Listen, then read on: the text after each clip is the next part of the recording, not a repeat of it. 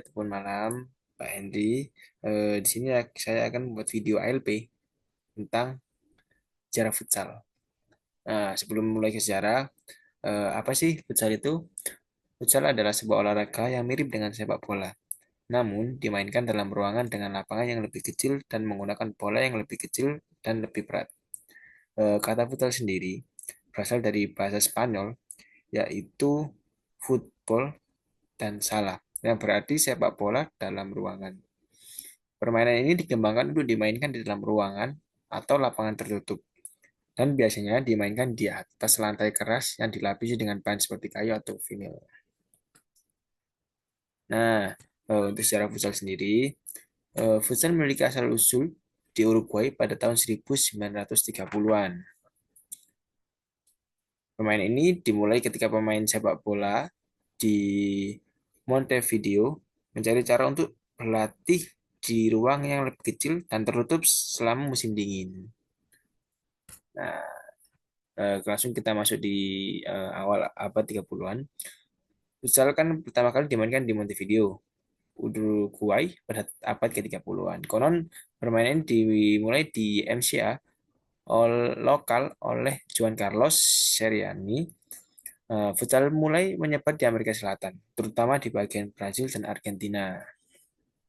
Lalu di tahun 1960 sampai 1970, futsal menjadi semakin populer di Amerika Selatan dan mulai menarik perhatian di Eropa.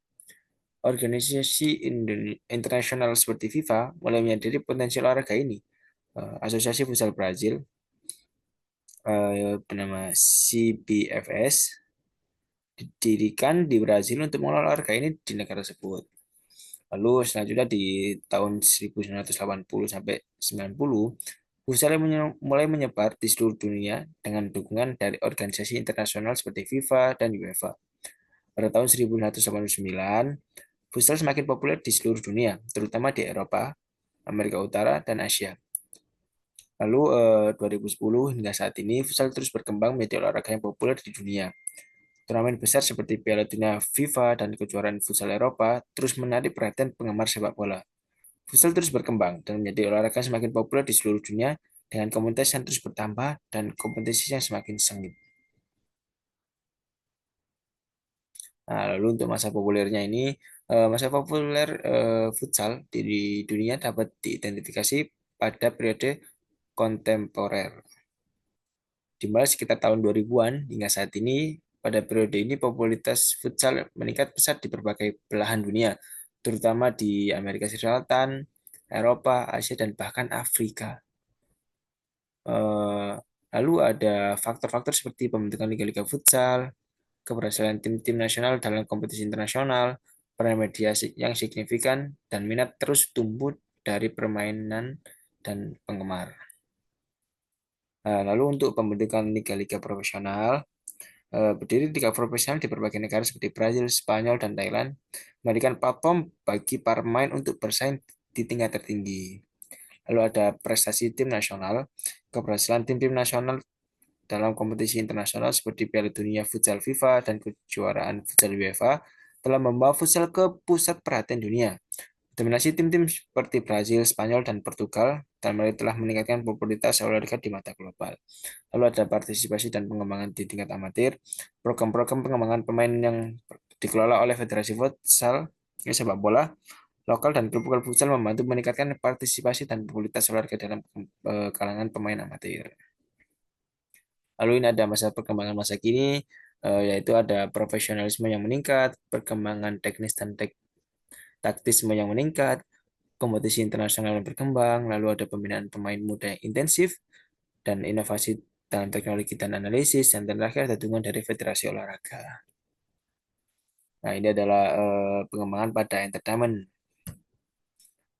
Itu ada pertama ada pengalaman pertandingan yang interaktif.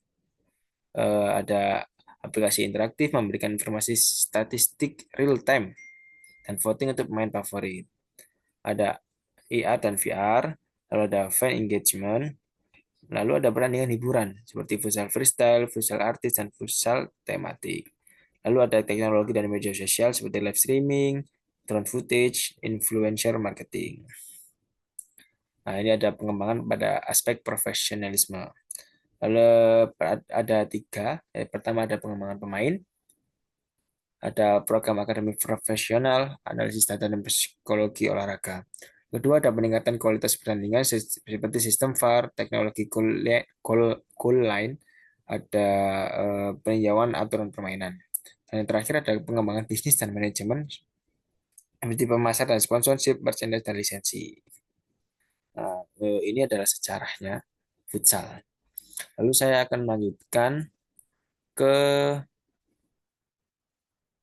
apa namanya sejarah skill-skillnya.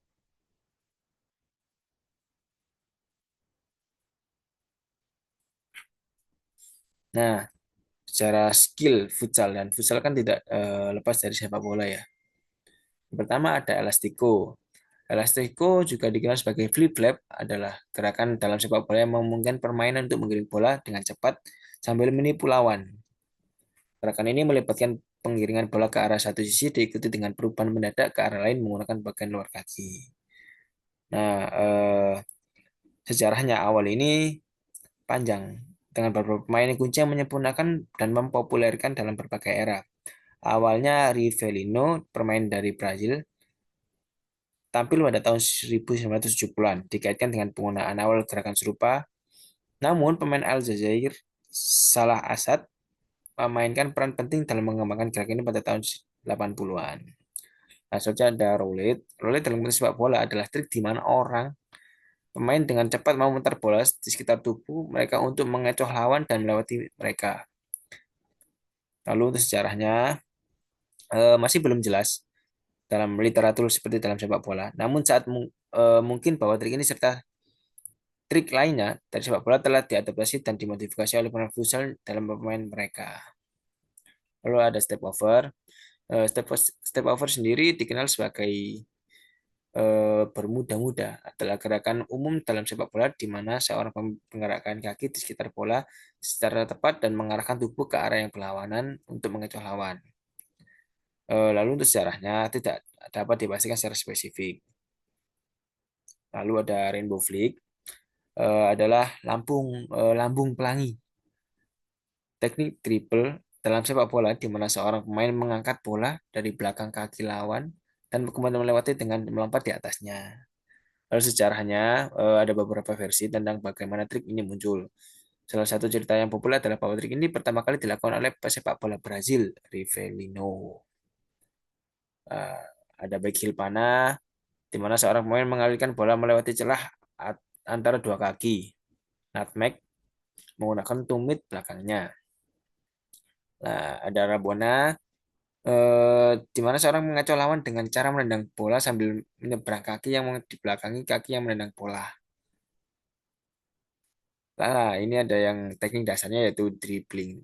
Adalah keterampilan yang penting dalam futsal di melibatkan mengontrol bola dan mengelabui lawan dalam ruang sempit. Ini adalah salah satu video implementasi dribbling yang saya lakukan.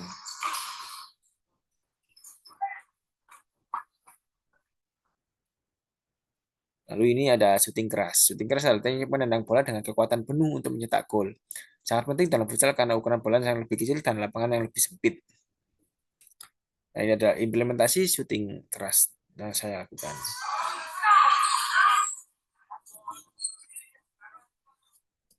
Dan yang terakhir ada double touch.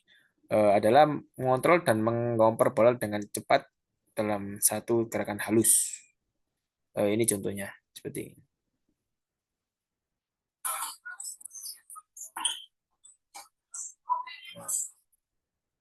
Sekian yang bisa saya sampaikan dalam presentasi kali ini.